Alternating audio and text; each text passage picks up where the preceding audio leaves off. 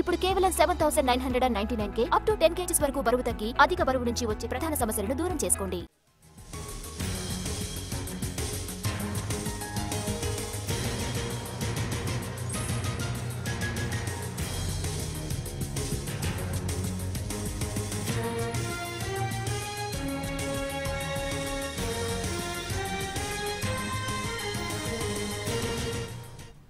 అనంతపురంలో ఇంటర్ విద్యార్థిని హత్య కేసు విచారణలో సంచలన విషయాలు బయటకొస్తున్నాయి.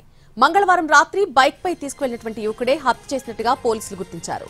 నరేష్ అనే యువకుడితో నెల రోజుల క్రితమే విద్యార్థిని పరిచయం ఏర్పడినట్టుగా తెలుస్తోంది. అయితే ఇద్దరి మధ్య గొడవే హత్యకు దారితీసినట్టుగా సమాచారం. విద్యార్థిని మృతదేహానికి రాత్రి పోస్ట్ మార్టం పూర్తి చేశారు వైద్యులు. అనంతరం కుటుంబ సభ్యులకు అప్పగించారు. రాత్రికి రాత్రే అంత్యక్రియలు కూడా పూర్తి చేశారు. మంగళవారం రాత్రి తన్మయ్ని తన బైక్ పై తీసుకుని వెళ్లాడు నరేష్. ఇద్దరి మధ్య గొడవ జరిగింది. ఆ సమయంలో మాటా పెరిగి తన్మయ్ను బీర్ బాటిల్ తో కొట్టి చంపినట్టుగా సమాచారం. నిందితుడు భవన నిర్మాణ కార్మికుడిగా పనిచేస్తున్నాడు. అనంతపురంలో ఇంటర్ విద్యార్థిని తన్మయ్ హత్యపై మాజీ సీఎం వైఎస్ జగన్ దిగ్భ్రాంతి వ్యక్తం చేశారు. రాష్ట్రంలో మహిళలకు బాలికలకు రక్షణ లేకుండా పోయిందని ఆందోళన వ్యక్తం చేశారు.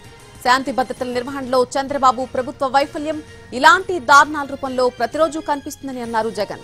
కుమార్తె కనిపించడం లేదని తల్లిదండ్రులు ఈ నెల 3న ఫిర్యాదు చేస్తే 6 రోజుల తర్వాత కూడేరు మండలం బ్రాహ్మణపల్లి సమీపంలో తన్మయ్ మృతదేహాన్ని గుర్తించారన్నారు. ఇది పూర్తిగా అధికార యంత్రాంగం వైఫల్యమే అంటున్నారు జగన్. తమ అమ్మాయి కనిపించడం లేదని తల్లిదండ్రులు ఫిర్యాదు చేస్తే పోలీసులు ఏం చేస్తున్నారు, ప్రభుత్వం ఏం చేస్తుందని ప్రశ్నించారు.